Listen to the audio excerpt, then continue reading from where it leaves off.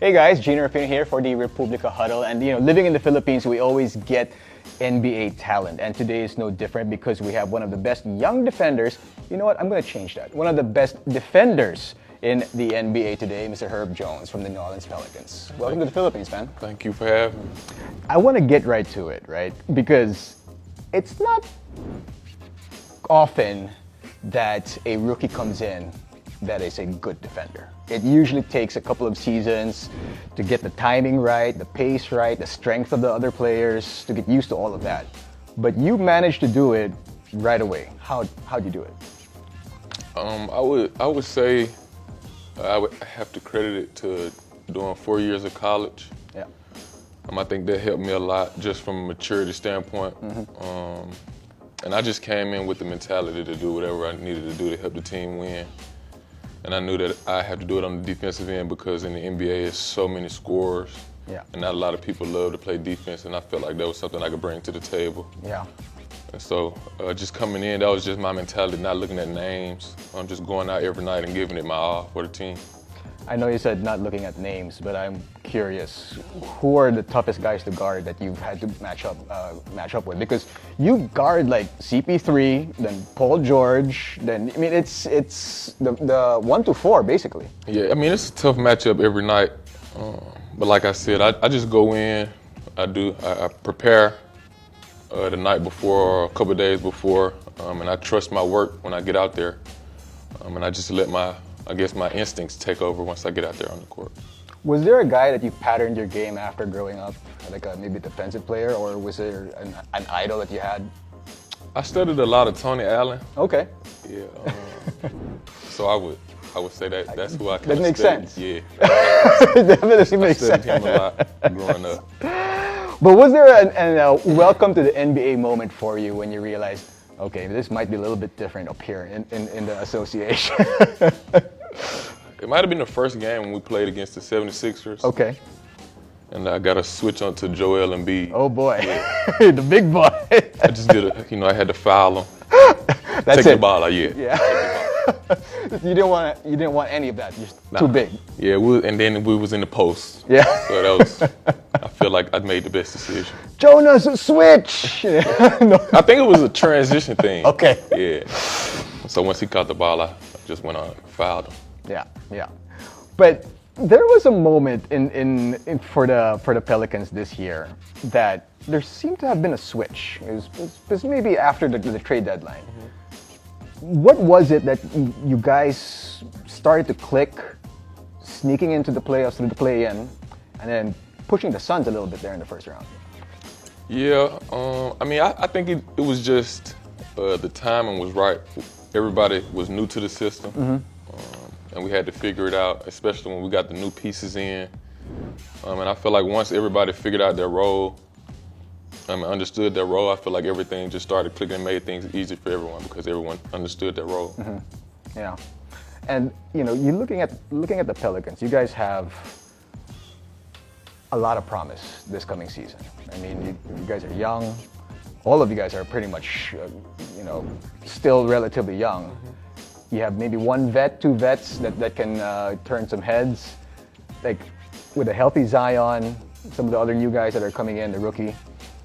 What are the expectations for the Pelicans, for you specifically, this coming season? I just want to be better than we were the previous year.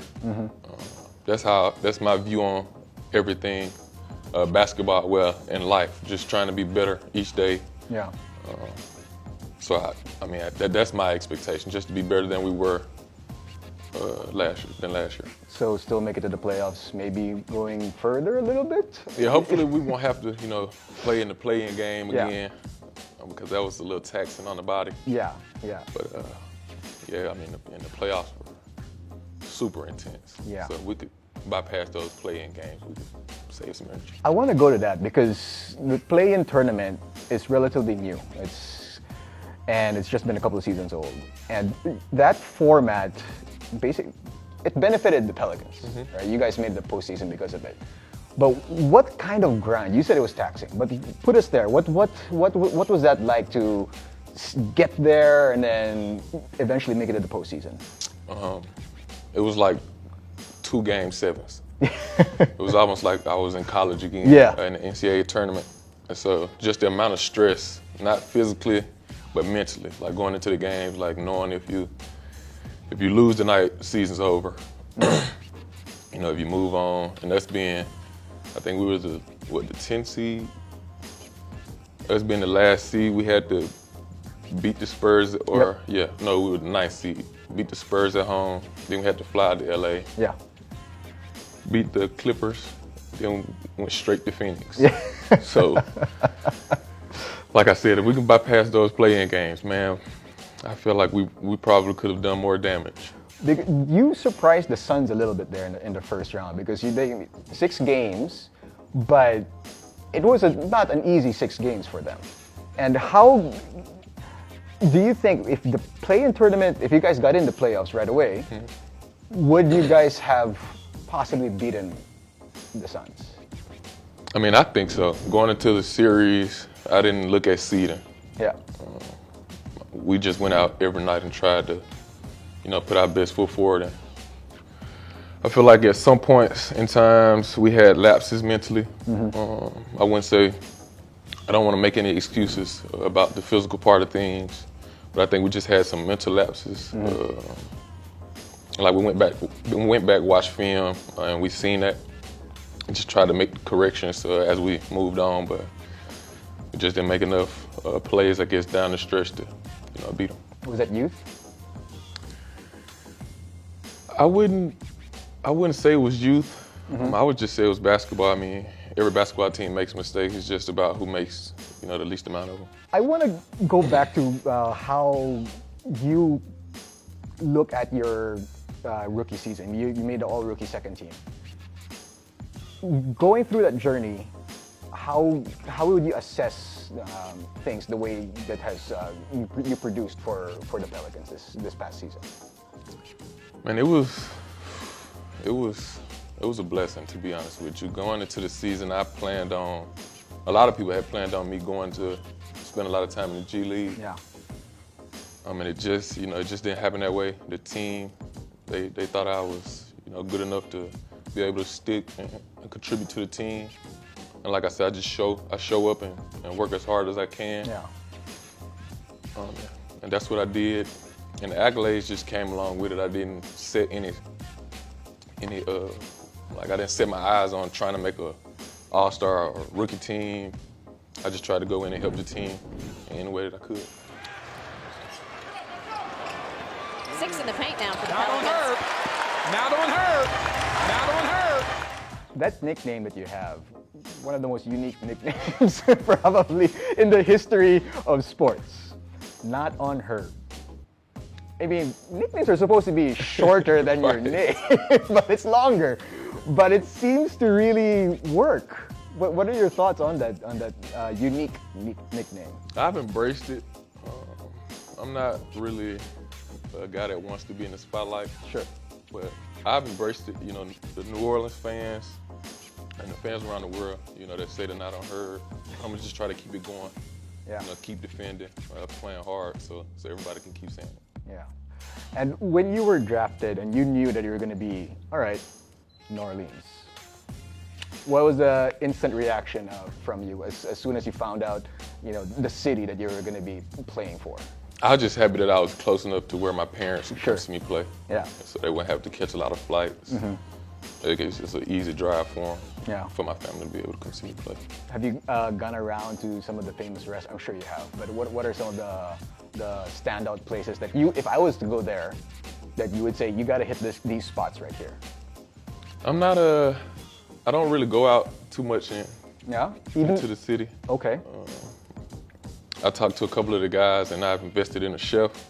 And so I just kind of lay low, go to the gym, come back home, and the chef cooks. Straight baller. That's good. Yes, That's sir. good. That is good. Absolutely. That's because it's a lot of players when they find out they're going to go to New Orleans, they hit all the restaurants that they want to go to because it's really known for food. Yeah. And I remember when I was there for the All-Star game, that's what we did. We ate at every single restaurant imaginable, and it was pretty impressive. And that's what I was going to lead into that because managed to stay in great shape despite living in a place that is known for food. Yeah, it's you got to be disciplined. I can tell you that much. You got to be disciplined. But I think my teammates, they did a great job of just giving me the game, early on how to, I guess, take care of your body throughout a long NBA season. Yeah. And you did not hit that rookie wall. You managed. I didn't notice it. Because you all the way through the playoffs, you were impressive. I mean, all rookie second team. Probably you could argue that you should have been in an all NBA defensive team, at least the second one. Then would you attribute that to how your preparations for the season? Yeah, I would. But I feel like the rookie wall I feel like it was more so of a mental thing. Like people told me coming in, and I didn't try to,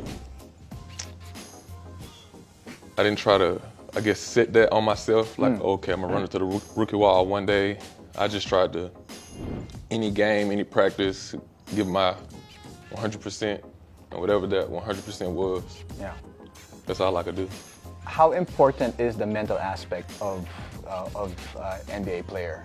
Is it just as much as the physical, or how would you say that is? How much importance would you put into working on that? Yeah, I would say it's just as important as the mental, because the NBA season gets so long. Yes. Like you're gonna get tired. Yeah. And it's just on you. It's on you to be able to push through, find out what you can do to reset at the end of each day, and be ready for the next day. And how do you prepare for the mental grind that is the NBA season? I think like what was best for me might not work for a lot of people. Sure. But I played a lot of video games. Like after I watch film, I play video games with my friends just to reset me, get me back to, I guess, ground zero. Show up the next day regardless of how my body is feeling, who I have to guard, how much I might have to run around that night. It was like it's just a new day. Yeah. I'm resetting it. Yeah. It's time to go. Yeah, but it is a lot of confidence entering a ball game, right? And it's for a young player that is pretty impressive. Yeah, and that's another thing. You gotta have confidence. Yeah. Or you kind of get weeded out like throughout the year. Yeah. So like if your confidence wavers, I think people will see it over time. Yeah, you mentioned a while ago that you did stay in college the whole time before making it to the NBA. How do you think that helped you early on in your career, being in college for 4 years? I was able to receive coaching very well. I know a lot of like super young guys that come into the NBA. They're not really used to coaches getting onto them, or not, receiving the short end of the stick, like having to sit and watch, like guys that, like if a lottery pick comes in and they think they're better than somebody, and they have to sit down and watch, 8 or 9 games, they don't play. Yeah. Like I was there before in college, like my freshman year. Yeah. And I just feel like during those 4 years, it helped me to respond to adversity a lot better than a lot of people would. Yeah, I think so too. You mentioned a while ago that you were happy to be in New Orleans because family's nearby. It's not too much of a drive. Talk about your family background and how important it is for you. Well, my parents, they both taught in the school system for 20 plus years. I just seen them, get up every day, no complaints. But my dad, when I was 7th grade, I think, like he would get up 4:30, 5 in the morning and go pick up, 7 or 8 guys. And, we all be in the truck, no seatbelt, super tight. Yeah. Headed to the gym to work out, and like I said, no complaints. Yeah. My mom, like she'd always come home, and it'd be a new student that she's trying to help. I'm like just seeing that hard work with no complaints, I could only like try to follow that path. And they didn't, talk about it a lot. Like they show up, do the work, go back home looking for nothing in return. I mean, that's just how I was raised, and I just try to keep that going. If I could inspire someone else to work hard without, I guess, looking for something in return. Sure. I mean, that's a plus for not just me, but my parents, because they, instilled that in me. Yeah. And it's definitely paying off. The dividends are showing. And how about your workout regimen? What have you done throughout this summer, this off season, to help improve your game heading into next season? Well, of course, I've still been working on my shot a ton. Some people might say I've been working on it a little too much. But like I said, like growing up, there was never enough hard work. Sure. So working on my shot, trying to get stronger, and just moving. Okay. A lot better. Yeah. You want to get stronger, so next time you have Joel Embiid in the post. I won't have to foul. I try to stand my ground. Actually, I am going to be reading you some basketball terms, Filipino basketball terms, and you're supposed to guess what it means. I don't know if it's going to be a little bit of a challenge, but maybe the way these sound is you'll pick up a clue on what it means. Okay. All right, ready? The first one is butata. When you hear the word butata, what do you think it is that just happened on the basketball floor?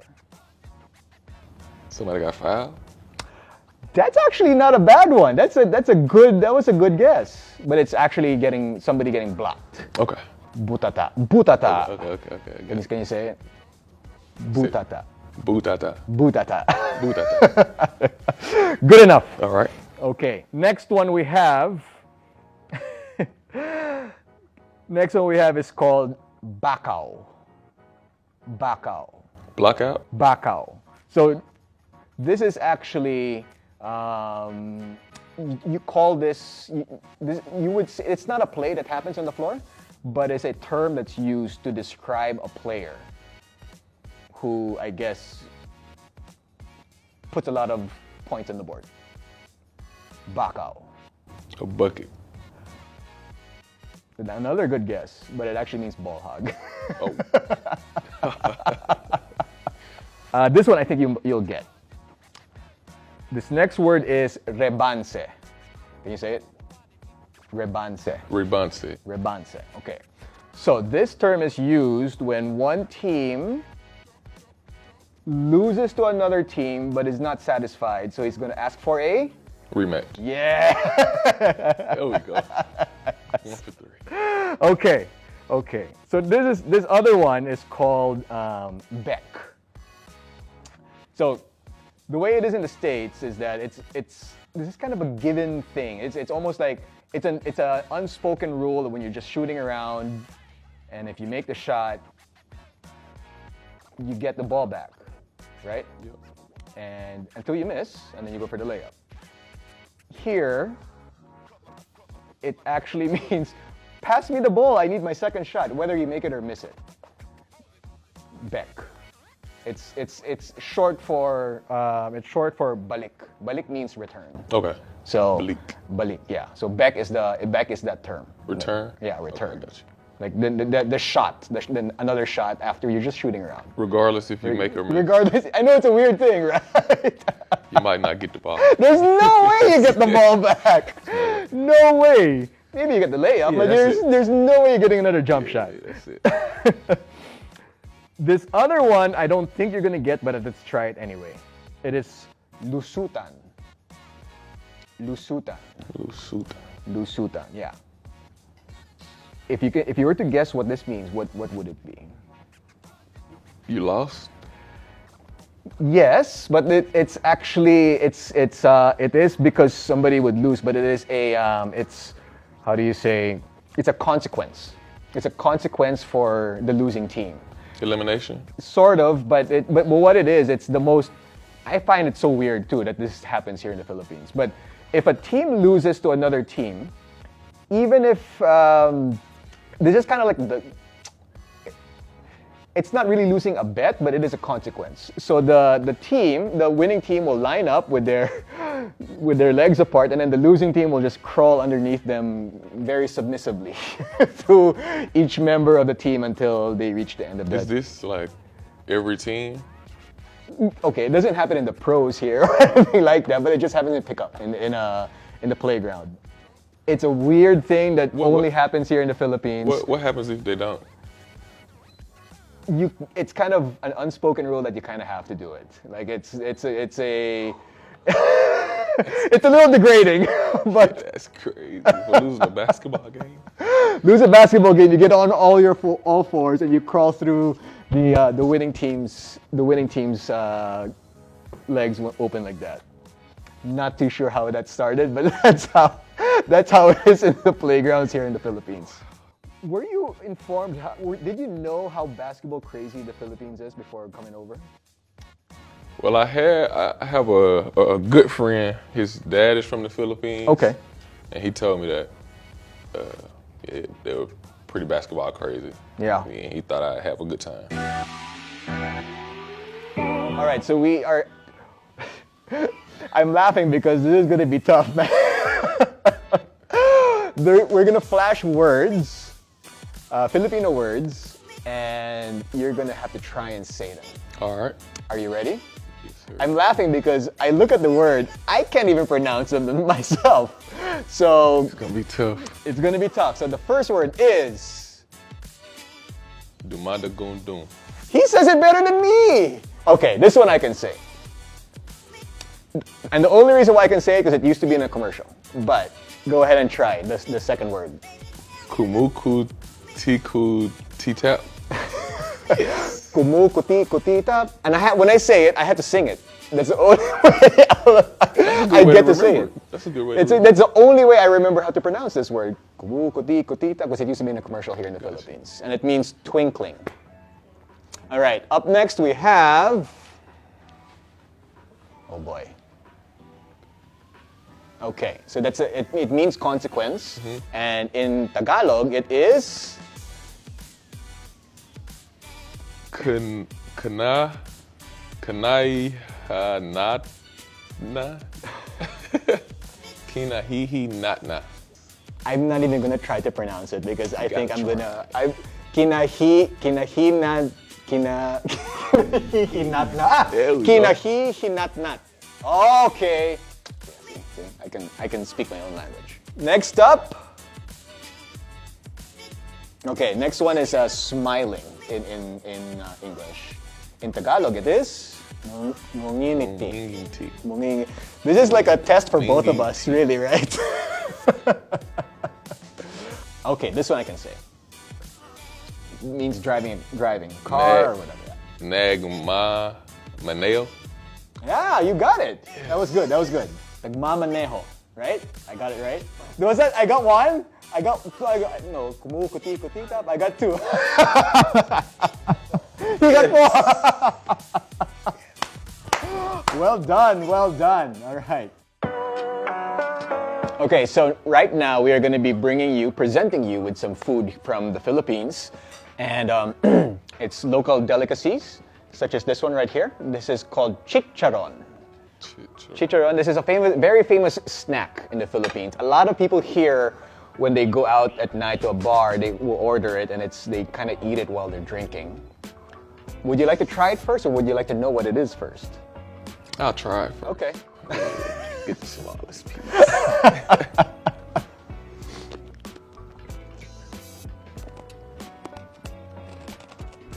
Yeah? Sorry. It's not bad, right? It's not bad. Can you imagine it with vinegar? It's like dipped in vinegar a little bit and have that little... Yeah, I can see that. All right, so this is chicken adobo. This actually, all my friends in the States, when they talk about Filipino food, they talk about this dish because it is something that either a friend of theirs or somebody they know have made it at home, and it's basically just chicken. So it's called adobo. Yeah, chicken adobo. So maybe you'd like to try it.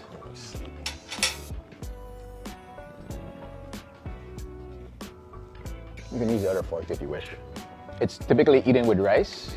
One of the more famous, I'll scratch it. It is the most famous Filipino dish you could try at home. I like that. It's good, right? Yeah. Is there anything Where can I get more? this? Yeah, Are you gonna give the recipe to your chef? if I can. We'll get you the recipe where he's gonna have chicken adobo cooked at home in New Orleans from now on. Yeah, that's It's pretty good, right? I do enjoy that as well. Up next, I know you've probably eaten spaghetti one point or another. This is our version of spaghetti. It's not your typical spaghetti that you eat that's from an Italian restaurant. This has a little bit of the Filipino flavor to it. And I'm gonna let you try it first, and then let me know what you think before I dissect a little bit more. You can let me know. Okay. Well, it's basically most spaghettis around the world are not sweet, but this is. Can you taste it?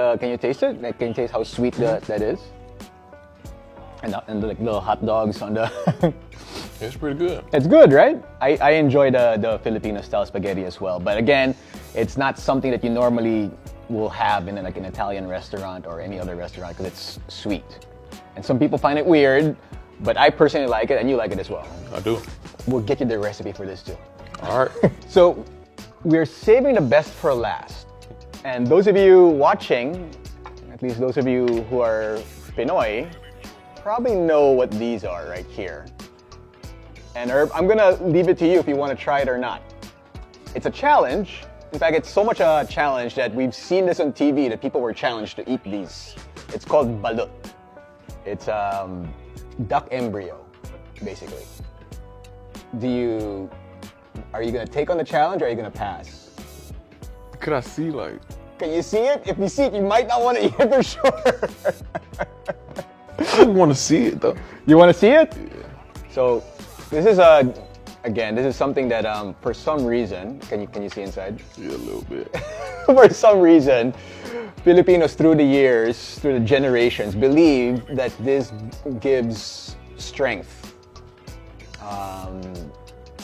I don't know if it's scientifically proven, but it is something that we've believed through the many years, through the different generations. Like all my uncles swear by it. Can you see inside? Yeah, a little bit. You wanted to see it a little bit more? Okay. Oh. Ooh, look at that soup. No way. So typically, people will put some salt in there, drink the soup, and then eat whatever is in there. It's your last chance. You're never gonna have this opportunity to eat balut again. Right. I might have to pass on it. I mean, next time you see Joel Embiid in the paint, this could give you the edge. It's a pass. It's a pass, ladies and I gentlemen. don't think I could do that one. Yeah, actually, That's crazy. neither can I.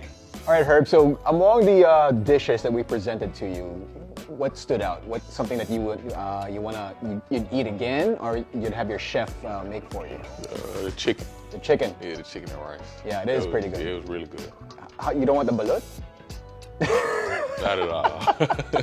I don't think you can even get that in the States. I don't think I would want it. not the duck egg.